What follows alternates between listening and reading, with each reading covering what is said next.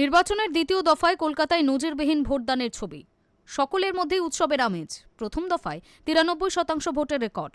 কলকাতা কি তা ছাপিয়ে যাবে?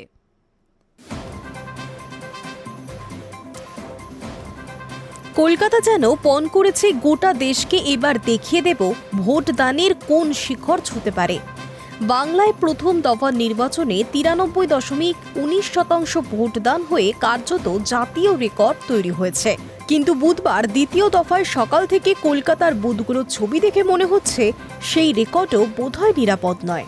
যে কলকাতা সাধারণত ভোটের দিন একটু দেরিতে ঘুম থেকে ওঠে, সেই তিলোত্তমা বুধবার সকাল থেকেই বুথের লাইনে সার দিয়ে দাঁড়িয়েছে। খাস কলকাতায় এবার মেজাজটা ঠিক ভোট দেওয়া নয়, বরং যেন গণতন্ত্রের উৎসবে সামিল হওয়ার। শহরের বুথে বুথে বুধবার সকাল 6:30 থেকেই চোখে পড়ার মতো ভিড়।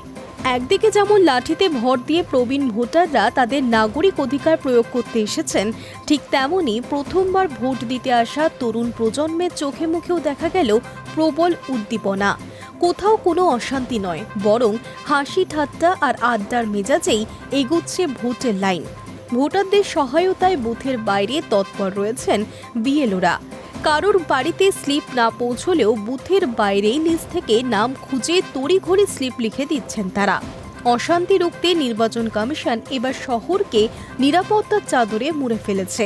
প্রায় প্রত্যেকটি বুথেই মজুদ রয়েছে কুইক রেসপন্স টিম। বুথ পিছু হাফ কোম্পানি করে কেন্দ্রীয় বাহিনীর জওয়ান মোতায়েন রয়েছে। বুথের প্রবেশদ্বারে আধা সামরিক বাহিনীর কড়া প্রহরা ভোটারদের মনে বাড়তি ভরসাও জুগিয়েছে।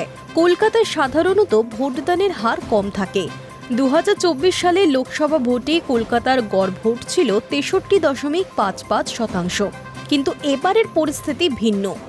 ভোটার তালিকা সংশোধনের পর মৃত ও ভুয়ো নাম বাদ যাওয়ায় মোট ভোটারের সংখ্যা কমেছে।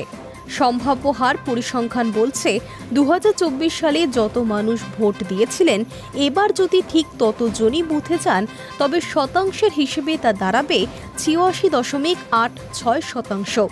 কিন্তু সকালে ট্রেন্ড বলছে ভোটাররা যেভাবে বুথমুখী হয়েছেন তাতে এই 86% হিসেব অনায়াসেই ছাপিয়ে যেতে পারে। Hi news network.